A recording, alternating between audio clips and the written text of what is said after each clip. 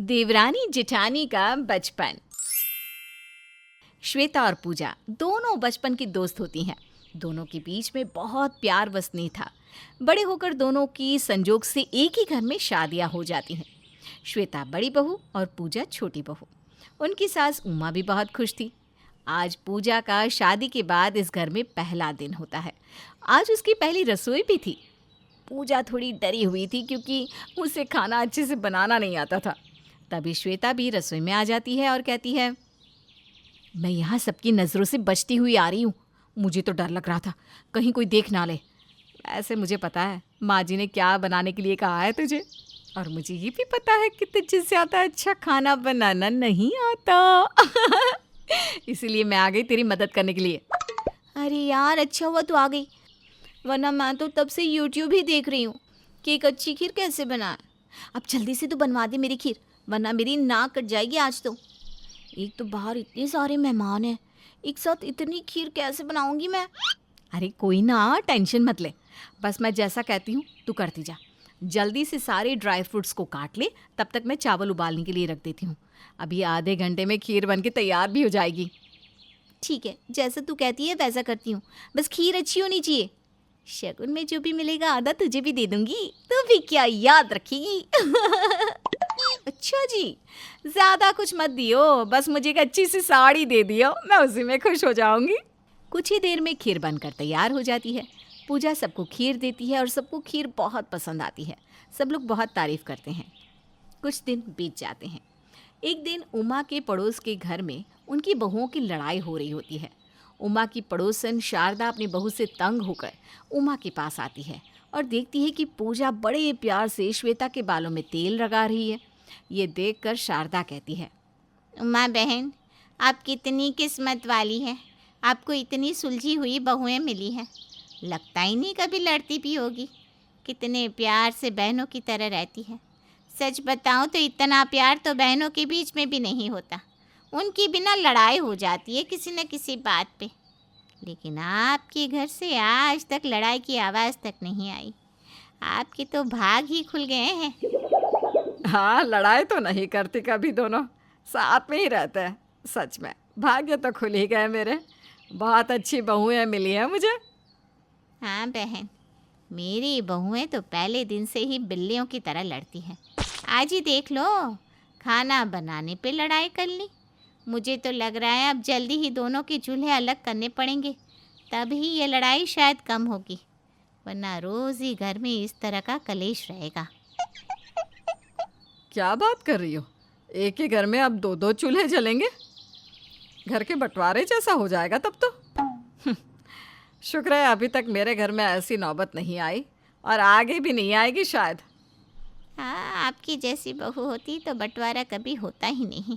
अब हर कोई आते जाते सिर्फ बहू के बारे में ही पूछता है, सिर्फ उनकी ही तारीफ करता है। बहू के सामने बेचारी सास की तो अब कोई अहमियत ही नहीं बची थी। अब बहुओं के बारे में सुन सुनकर उमा को भी गुस्सा आने लगता है। वो दोनों को छोटी छोटी बातों पे डांटने लगती है। एक दिन घर में मेहमान आए थे, तभी श्वेता मेहमानों के लिए चाय लेकर आती है और पूजा कहती है, श्वेता तू समोसे ले जाना भूल गई, लेकर जा। हाँ हाँ आ रही हूँ, रुक, पहले चाय तो दे दो, उसके बाद समोसा देती हूँ। उमा रसोई में जाती है और पूजा से कहती है, पूजा तू ये अपनी जेठानी से कैसे चिल्लाकर सबके सामने बात कर रही थी हैं? बहुत दिनों से देख रही हूँ लेकिन नज़रअंदाज कर रही थी, लेकिन आज तो मेहमानों के सामने भी तू इस तरह से ऑर्डर दे रही है अपनी जेठानी को। अरे मम्मी जी, आप तो जानती है ना, हम दोनों ऐसी ही बातें करते हैं शुरू से।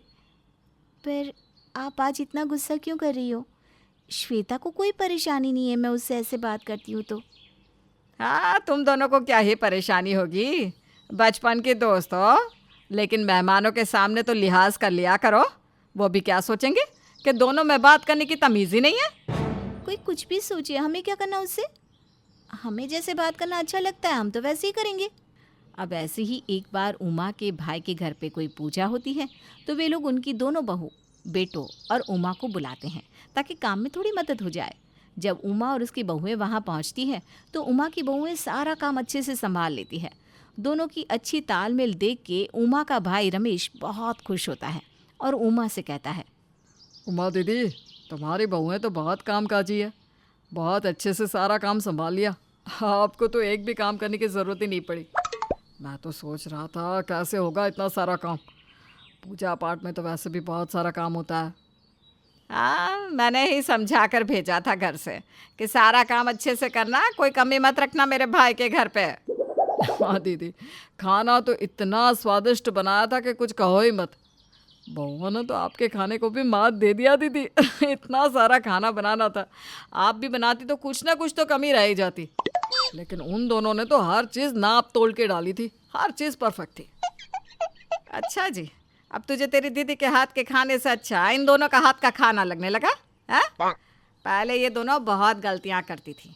मैंने ही रसोई में खड़े रह रह कर इनकी गलतियों को सुधारा है, इसीलिए तो आज ये दोनों इतनी परफेक्ट है। हाँ दीदी, मैं भी यही बोलना चाहता हूँ कि इतना अच्छा खाना सिर्फ आपकी बहुएं ही बना सकती है। आखिर सिखाया किसने? आपको तो खुश होना चाहिए कि आपसे भी अच्छा खाना बनाती है ये दोनों। अगर आज आप नहीं भी आती ना तो सारा काम ये दोनों आराम से संभाल लेती बिना किसी परेशानी के। आपके तो भाग ही खुल गए हैं दीदी। अरे मेरे भाग नहीं, उन दोनों के भाग खुल गए हैं मेरे जैसी सास पाकर। देवरानी जेठानी नहीं, पक्की सहेलियाँ लगती है दोनों। हाँ, बचपन की सहेलियां हैं तो लगेंगी कैसे नहीं। हाँ, वही मैं सोचूं कि इतना अच्छा तालमेल कैसा है। लेकिन जो भी कहो, भाग तो दीदी आपके ही खुले हैं कि ऐसी दो बचपन की सहेलियाँ मिली है आपको बहू के रूप में। घर आने के बाद दोनों बहुएं सारा काम खत्म करने के बाद एक रूम में रील्स बना रही थी। तभी उमा कमरे में आती है और कहती है, क्या है ये है? तुम दोनों की बातें ही खत्म नहीं होती, हर वक्त रील्स बनाती रहती हो। ये नहीं कि सब बाहर से आए हैं। अरे तुम दोनों के पति भी थक गए हैं तो जाकर उनकी सेवा करें। नहीं, यहाँ बैठकर रील्स बना रही है दोनों। माँ, वो लोग तो सो रहे हैं ना, हमें नींद नहीं आ रही थी, इसलिए हम दोनों यहाँ आ गए रील्स बनाने के लिए। अभी सो रहे हैं? तुम दोनों तो रात के 12 बजे तक बातें करती रहती हो, अपने पतियों को टाइम ही नहीं देती, वरना अभी तक तो मुझे खुशखबरी भी मिल जाती। मम्मी जी प्लीज़ ऐसा मत बोलिए, जब जो होना होगा वो हो ही जाएगा। अब उमा दोनों को छोटी छोटी बातों पे ताने देने लग गई थी और हर चीज़ में गलतियाँ निकालने लग गई थी। उमा को अब अपनी बहुओं की इतनी गहरी दोस्ती से काफ़ी परेशानी होने लगी थी। ऐसे ही एक दिन जानबूझकर उमा अपनी पड़ोसन शारदा के घर हाँफते हुए आती है और अपनी पड़ोसन से कहती है, अरे ज़रा पानी तो पिला दे, मेरा गला प्यास से सूखा जा रहा है, जल्दी से पानी पिला दे। अरे रुक, लाती हूँ पानी। पड़ोसन जल्दी से उमा के लिए पानी लेकर आती है। उमा जैसे ही पानी पीती है, पड़ोसन कहती है, क्या हुआ? तू मेरे घर ऐसे पानी के लिए भागते हुए क्यों आई? तेरी तो दो दो बहुएं हैं, तू अपनी एक भी बहू से पानी मांगेगी ना तो दूसरी तेरे लिए नींबू पानी बना कर ले आएगी। दूर से नज़ारा ना सबको अच्छा ही लगता है। अब ये तो मैं ही जानती हूँ कि मेरी बहुएं मेरा कितना ख्याल रखती है। अच्छा हुआ तूने पानी दे दिया। तू तो ऐसे बोल रही है जैसे तेरी बहुएं तुझे पानी के लिए भी रुला देती हो, तुझे घर में पानी तक नसीब ना होता हो। मैं अपनी बहुओं की बुराई नहीं कर रही हूँ, लेकिन सच और झूठ क्या है ये तो बस मैं ही जानती हूँ। अरे क्या हुआ? तेरी बहुएं तेरे साथ अच्छा व्यवहार नहीं कर रही क्या? घर में सब ठीक तो है ना? कोई परेशानी वाली बात तो नहीं है ना? अब क्या बताऊँ मैं, मेरी बहुओं की आपस में इतनी ज़्यादा बनती है कि किसी को सास की जरा सी भी नहीं पड़ी होती। नहीं नहीं उमा, तुझे कोई गलत फहमी हुई होगी। इतना तो मैं भी जानती हूँ तेरी बहुओं को कि तेरा अच्छे से ही ध्यान रखती होंगी। तू ना ज़रूर गलत समझ रही है। हाँ, सबको तो मैं ही गलत लगूंगी ना। मैं अपनी बहुओं की बुराई नहीं करती कहीं, लेकिन बिना झूठ बोले भी नहीं रह सकती। अरे मेरी बहुओं की दोस्ती इतनी गहरी है कि तू खुद देख ले। दोनों में से किसी ने भी मुझे पानी का एक गिलास तक नहीं दिया था। देख, तेरे घर आई ना मैं पानी पीने। सच में तेरी बहुएं ऐसी है? मुझे तो लगा ही नहीं था कि ऐसी भी निकलेंगी तेरी बहुएं। अब क्या कर सकते हैं, कहीं ना कहीं मेरी ही कोई गलती होगी, तभी तो ऐसी बहुएं मिली। अच्छा चलती हूँ मैं, ये सब बातें ना तू मेरी बहुओं को मत बता देना। अरे ठीक है ठीक है, देख तुझे कभी भी अकेलापन महसूस हो जाए ना तो आ जाइयो मुझसे बात करने। उमा अब जहाँ जाती वहाँ बस अपनी बहुओं की बुराई करने लग जाती, जिसके बाद उमा की बहुओं को लोगों से ताने सुनने को मिलते हैं। लेकिन अभी तक उन दोनों को ये नहीं पता चल पा रहा था कि आखिर उन्हें ताने क्यों मिल रहे हैं। ऐसे ही कुछ दिन बाद श्वेता चाय बना रही होती है, लेकिन चीनी खत्म हो जाती है। तो श्वेता पूजा से कहती है, अरे पूजा, चीनी ख़त्म हो गई है, मैं ज़रा अनीता आंटी के घर से थोड़ी चीनी लेकर आती हूँ। तू तब तक चाय बनाने मत लग जाना, शाम को हम दोनों मार्केट जाकर ले आएंगे सारा सामान। ठीक है। श्वेता अपने पड़ोस में रहने वाली अनीता के घर जाती है, जहाँ शारदा भी बैठी होती है। श्वेता कहती है, अरे आप दोनों एक साथ ही यहाँ बैठी हो। नमस्ते शारदा आंटी। नमस्ते अनीता आंटी। नमस्ते बेटा, यहाँ कैसे आना हुआ? वो आंटी ना, चीनी ख़त्म हो गई है, मैं अभी चाय बनाने जा रही थी तो आपसे थोड़ी चीनी लेने आ गई। शाम को हम मार्केट जाएंगे ना, मैं और पूजा, तब वापस आपको दे दूँगी। क्या बहू, इसमें भी कोई देने वाली बात है क्या? वैसे श्वेता बहू, कभी चाय पानी अपनी सास को भी पिला दिया कर, आखिर वो भी तो तेरी सास है। क्या मतलब है आंटी आपका? मैं कुछ समझी नहीं, आप क्या कहना चाहती हैं? मैं तो बस यही कहना चाहती हूँ कि तुम दोनों बचपन की सहेलियों के चक्कर में बेचारी हमारी सहेली उमा रह जाती है, उसको तो कोई पूछता ही नहीं। अरे नहीं आंटी जी, ऐसा तो बिल्कुल नहीं है, हम तो अपनी सास का अच्छे से ध्यान रखते हैं। वैसे श्वेता बहू, बुरा न माने तो मैं भी एक बात कहना चाहूँगी कि अब तुम दोनों कोई सहेलियाँ नहीं हो, अब तुम दोनों देवरानी जिठानी हो, तो वैसे ही रहो। लोग कहते हैं कि बहू के आने के बाद सास मोटी हो जाती है, लेकिन यहाँ तो दो दो बहुएँ आई हैं जो सास को और पतला कर रही है। ये ऐसे क्यों बोल रहे हैं? हम दोनों तो अपनी सास का इतना ज़्यादा ख्याल रखते हैं, कभी कोई शिकायत का मौका भी नहीं देते, फिर ये दोनों ऐसे क्यों कह रही हैं? अनीता, लेकिन कर भी क्या सकते हैं, सास अपनी थोड़ी है, सहेली अपनी है, तो सास को कौन ही पूछेगा। खैर हमें क्या, हम तो बस एक पड़ोसी हैं।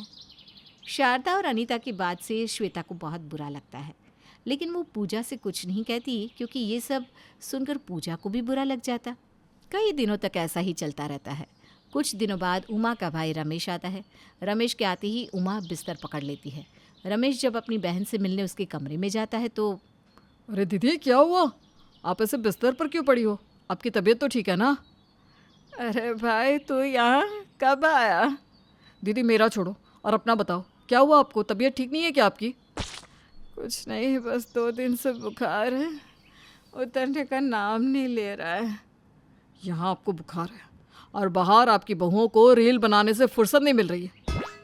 अब क्या कर सकते हैं भाई, लोगों को लगता है घर में 2 बचपन की सहेलियाँ आई हैं तो सास को पलकों पर बैठा कर रखती होंगी। खैर छोड़ो, मैं भी क्या लेकर बैठ गई। दीदी, आपकी बहुएं आपका अच्छे से ख्याल नहीं रखती क्या? रखती तो है, लेकिन एक दूसरे का ख्याल रखती है। वैसे ना, मुझे अब ऐसे ही रहने की आदत हो गई है, ऐसे ही खुश हूँ मैं। बस मेरे घर में कोई कलेश नहीं होता, यही बड़ी बात है। अपनी बहन की बात सुनने के बाद रमेश को गुस्सा आ जाता है। वो बाहर जाता है और दोनों बहुओं को बुलाता है। बहुओं, तुम दोनों को शर्म नहीं आती क्या? मैं तुम दोनों को कितनी अच्छी बहुएं समझता था, लेकिन तुम दोनों ऐसे निकलोगी, इस बात की तो बिल्कुल भी उम्मीद नहीं थी मुझे। मामा जी, हमने ऐसा क्या कर दिया जो आप हमें इतना सुना रहे हो? शर्म नाम की चीज़ तो बची ही नहीं दोनों में। अब भी कैसे बेशर्मों की तरह खड़ी हो और मुझसे पूछ रही हो कि क्या कर दिया ऐसा? अरे जानते हैं हम कि तुम दोनों बचपन की सहेलियां हो, लेकिन घर में सास भी है, पता है ना तुम दोनों को? मामा जी, हमें पता है कि हम सहेलियां हैं और हमें ये भी पता है कि हमारी सास भी है, लेकिन अब भी हमें बिल्कुल समझ भी नहीं आ रहा कि आप क्या कहना चाहते हैं। देखो, मैं बस यही कहना चाहता हूँ कि अब तुम दोनों की ही शादी हो चुकी है। अब तुम दोनों देवरानी जेठानी हो तो वैसा ही बर्ताव करो, यह नहीं कि हर जगह बचपन की सहेलियों की तरह खी करती रहो।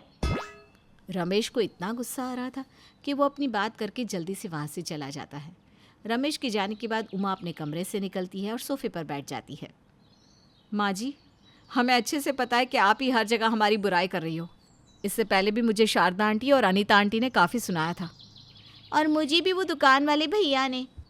लेकिन हम बस आपसे यही कहना चाहते हैं कि हमें पता है कि हम देवरानी जेठानी हैं, लेकिन हम जब एक साथ रहते हैं तो बचपन की सहेलियों की तरह ही रहते हैं। हम आपकी इज्जत भी बहुत करते हैं और ध्यान भी बहुत रखते हैं, इसीलिए बस हम यही कहना चाहते हैं, जिसको जो समझना है समझे। समझे। हम जैसे हैं वैसे ही रहेंगे। उमा की इतनी कोशिशों के बाद भी उन दोनों में कुछ बदलाव नहीं आता। अब तो उमा को ही आदत हो जाती है।